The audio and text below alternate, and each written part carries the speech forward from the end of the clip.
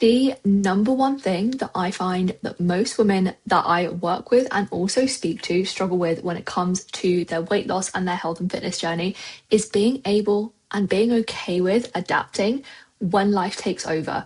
Because the women in my world, they are high performing corporate women. Their lives are chaotic, filled with high pressure deadline, long hours at work, and quite often that bleeds into their time that they set aside for their health and fitness, which means that normally for a small period of time, they're absolutely flying. And then all of a sudden, something comes up with work, the deadlines ramp up, they've got that heightened pressure, and we go from this all to nothing. And a big thing that I work on with my clients is making sure that we can overcome that and we can adapt when life gets busy. So this video is going to be covering 4 key things that I want you to make sure that you are focusing on when work takes over in your life, because this is inevitable. Life will always ebb and flow, and we cannot get around the fact that work is going to ramp up from time to time. Our personal life is going to ramp up from time to time. And this is a big thing that I see that sets people apart with regards to the women who get results versus the women who do not get results. So with that being said, before we jump into this video, welcome back if you are returning, and if you are joining, my name is Georgia. I'm a women's online health and fitness coach. I've got over 5 years coaching experience now, working with hundreds of high performing women to help them drop at least 10 kilos of body fat whilst building the athletic toned figure of their dreams. My high performance fitness project is based upon the women that I work with and building a program for them that flexes around their busy lifestyles. So instead of having something that works against you, you feel like you and your program can actually work hand in hand. And the things that I'm going to talk through in this video are things that I also help my one-to-one clients implement as well. So with that being said, let's get into the video. The things that we are going to be covering today: number 1, realizing when you actually do need to take some pressure off with your health and fitness as priorities change. I always give the analogy of volume switches. If we had a load of volume switches for a sound system in front of us and we turned them all up to max, it would be impossible to hear. It would be so loud, it would be horrible for you to hear. And life is like that. We can't have all of our volume switches dialed up to 100% of the time, because that is what causes us to hit burnout. And again, this is a massive, massive common problem that I see with the women that I speak to, and also the women that come into my one-to-one world to work with me directly. So I think it's super important to realize that we can have the ability to allow those volume switches or those priorities to change. And if work is having to be dialed up at sort of 70 to 80%, it does mean that other things, our personal life, our health and fitness, are going to have to be pulled back. And it's about being able to acknowledge that that is okay. But equally, when we do have to have those periods of time of pulling back on our fitness journey, it's also about knowing the key areas to push and pull with. Because quite often this is when we have that all or nothing mindset that comes in, because we only know how to be 100% or nothing. We don't know what that in between looks like and the right areas to push and pull with. So that's the second thing that we're going to be covering today. The third thing is also some simple and easy ways to stay organized when stress is high, because quite often when stress is high, it can feel like our brain is going at 1,000 miles an hour. And again, we go from this all to nothing mentality and we drop with so many other things like our health and fitness. And that is why so many women do not see progress with their weight loss. And so many women who are in high performing, high pressured corporate jobs do not ever achieve their fitness goals. And this video is all about breaking that. So this brings me into step number 1. The first thing that I want you to do that is super, super key when that stress starts to ramp up is planning ahead. Quite often we can sit in a place of avoiding, okay? But I want you to actually get really organized with your time. I want you to plan out your week. If it is that you have 1,000,000,001 meetings, first of all, make sure those meetings are diarized, which I'm sure they probably are. But what are you doing with the rest of your time? Okay, it's very easy in between those meetings to be flying by the seat of our pants and actually not utilizing our time in a way that is productive. And that's how things like training, steps, food, etc. get missed. And equally, that's how standards of work slip. And as a high performing woman, I know that that is not how you roll. You want to make sure that you are flying not only within your career, but also within your personal life as well. And that comes from being organized. So first of all, I want you to make sure that you are mapping out your days, whether you do this a week in advance, whether you do this a few days in advance and you do it a couple of times per week, or whether you do it on a day-by-day basis. This will also depend on what is going on, because again, if I think about the clients that I work with, for a lot of them, their work life can change day by day. So it might be that you get to the end of your working day and you sit down and you plan out that following day, and then you take it a day at a time. The second thing as well that is really important with this is to give yourself some what I call wiggle room to move things around. Just because you've taken the time to block out your diary, your calendar, and map out your days, that doesn't mean that this is it. Because ultimately, with the way that a lot of my corporate clients' jobs work, things change last minute, and you need to be okay with that, and you need to be able to adapt. But by having that calendar blocked out and organized, you can see if some last minute meetings cropped up, or if you have a last minute work trip crop up, you can actually, almost like a puzzle, you can reshuffle those things to move them around to make them fit, and be okay with that. The third thing as well, that's something that's very, very important. And I also see this with myself personally when my work dial gets dialed up super, super high, is I will eat into my downtime. And that is the first thing that I will always take from. And that is a big thing, that when that is lacking in your life, that is when you hit that burnout. Okay, so very, very important factor here is making sure that you do also account for some downtime within your calendar, because that is what helps you to refresh and reset and go into that new day feeling fresh. Now, you may be thinking, I don't have an hour to give to this. You don't necessarily need an hour every single day when life is busy.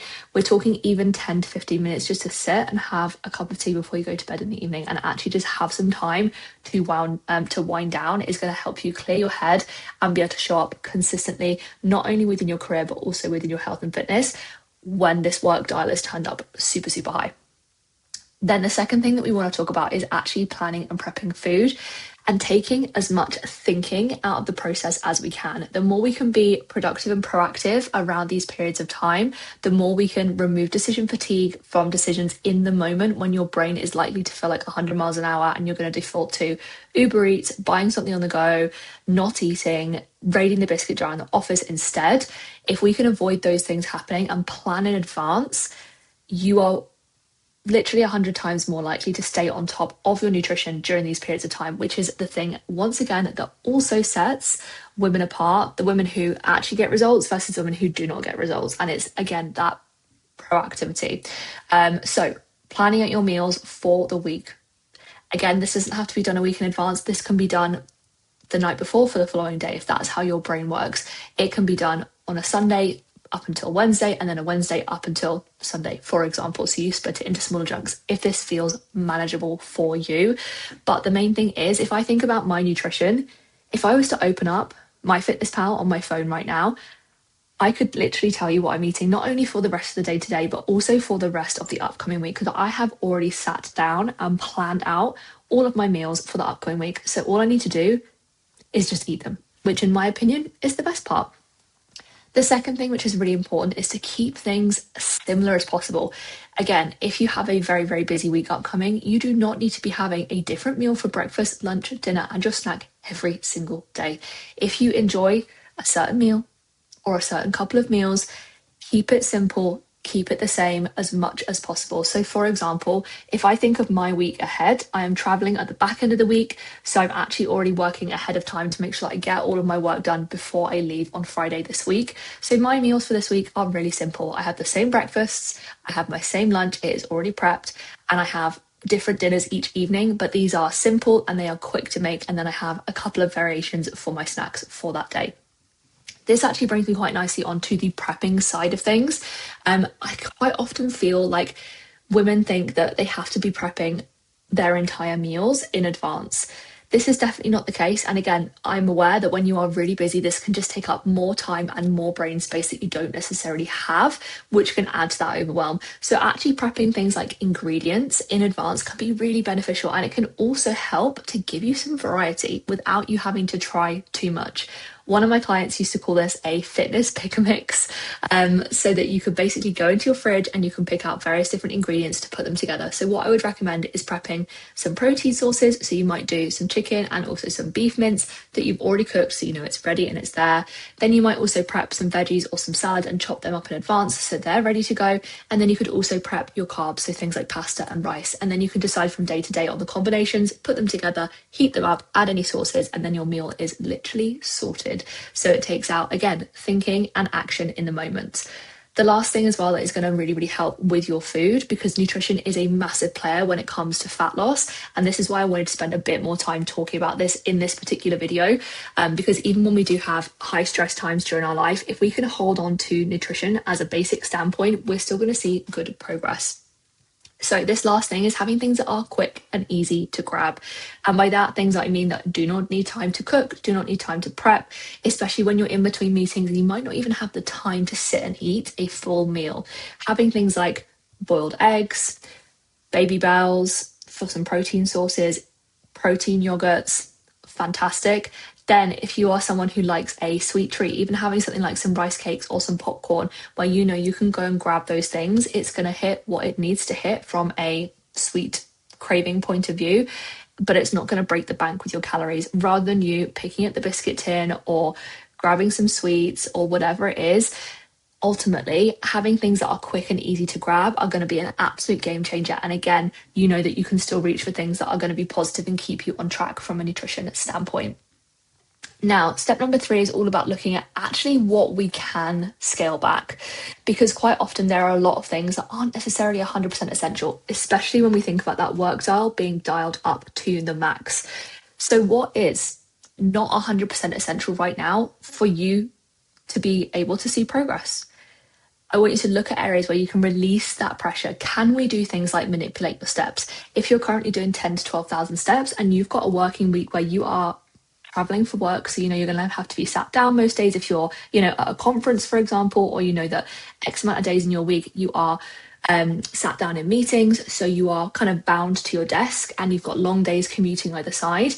Can we pull that step target down so we're still aiming, we still have a target, we still have something to strive towards to keep that momentum going, but we're taking that pressure off? I also find with things like this, setting a range target rather than it must be 10k steps or it must be 12k steps, setting a range, so say, I don't know, 5 to 8k steps or 8 to 10k steps, it gives you again that wiggle room that we spoke about earlier, but it equally releases a lot of pressure around those steps, and then you know that anything more than that is a bonus. This is where it's super important to acknowledge and give yourself grace for the fact that it is okay for targets to change. I always give the analogy of driving to the shops when I talk to clients about this. If you needed to drive to your local shop to pick up, I don't know, some eggs or something, you can't just drive in a straight line. Sometimes you stop at traffic lights. Sometimes you go round a roundabout. Sometimes you turn left, you might turn right. You might stop to let someone cross the road. It's never a straightforward journey, and your fitness journey should be exactly the same. And I think it's important to give yourself the grace to have that manipulation within your targets. The other thing as well that is a really good idea to just scale back and take some pressure off during these times is to reduce your training volume. Once again, it's really easy to go into a busy week with the expectation of, well, I have 5 training sessions in my program, so I have to tick all of those 5 training sessions off. And what I quite often will do with clients in their check-ins in situations like this is we will look at what is achievable. It might be that week it's actually just 3 sessions, and then we will look at the best way to take sessions out of their diary where we're still going to get a balanced training week. So for example, say you had 5 training sessions in your calendar and you do 2 upper, 2 lower and 1 full body. If you needed to drop down to 3, we're going to look at taking out 1 lower and 1 upper. So we've got a lower, upper and a full body. So that is quite often what I will do with clients, again, just to release that pressure and look at actually what is manageable for you that week. And I think that's a really important thing to consider, taking some time before you go into the new week when you're doing that planning ahead that we spoke about earlier on in this video. Look at this and look at your week and go, okay, what is achievable for me this week? Set those targets then, and then you know that anything on top of that is going to be a bonus. And I think with the type of women that I work with, they very much have, similar to myself, that perfectionist mindset. So they thrive when they're set up to succeed. And that's why having those varying targets and knowing where you can scale back is really, really important. Now, number 4 is something that, once again, people don't often talk about, and this is focusing on the basics. We quite often focus on all these extra fluffy bonuses that are not necessarily essential. And like I said, on weeks like this, where that work dial is dialed up to the absolute max and we have to pull back, we want to look at those basic things so we can keep those minimum standards, those minimum habits ticking over. So when we can scale back up, we've still got those foundations in place rather than going from that 100% to that 0%. It's much harder to find a middle ground again. So as I mentioned just now, minimum standards, actually deciding what are my minimum standards when I have a week where life is chaotic and everything feels very, very heavy. What are the minimum standards that I want to hold myself to? And actually setting those for yourself is really, really important. So I want you to look at what you can actually still achieve or have some control over without completely throwing the towel in. So like I said, we don't want to go from this 100 to 0%. We're just finding some middle ground so that we can keep that momentum ultimately moving forward in whatever direction feels and looks realistic for you. So if I look at myself personally, and a lot of the things I also apply with my clients as well, but these will obviously be different to person. So first of all, can you make sure, instead of maybe tracking your calories and macros super in depth, weighing every single thing that goes onto your plate as you would normally, can you just make sure, actually, can I hit protein and veg with every single meal? Whatever I eat, can it have some source of protein in and some sort of veg or fruit, depending on what I'm having? Can you still make sure that you're drinking your water? Can you get in a short daily walk, regardless of how long that is, even if it is just 5-10 minutes around the block in between your meetings? And I think making sure that you have those basic minimum standards that you hold yourself to, that is a big game changer when it comes to that all or nothing mindset, and being able to keep your momentum going and adapt your plan on those weeks that are really, really busy. So in a nutshell, these are the 4 things that I want you to be focusing on when you have these weeks that are crazy, crazy busy. And we want to release that pressure and make sure that we know when to push and pull so we can ultimately stay organized through those high stress weeks. So number 1 is obviously that aspect of planning ahead across the week. Number 2 is where the food comes into it, and we really look at how we can plan and prep that to take any decision fatigue out in the moment. Number 3 is looking at actually how we can scale back in a way that is realistic but keeps that momentum going. And number 4, it kind of complements actually the third point here, which is focusing on hitting the basics and setting those minimum standards for yourself. And that is exactly what I help my clients to achieve. Every single one of these steps is something that I am looking at and I'm implementing with my clients week on week, depending on what their lives are looking like. So if you do want some more information or you would like to apply for my one-to-one coaching, just comment the word coaching down below this video and I will send you some more details. If you made it to the end of this video, thank you so much for watching, and I will see you in the next one.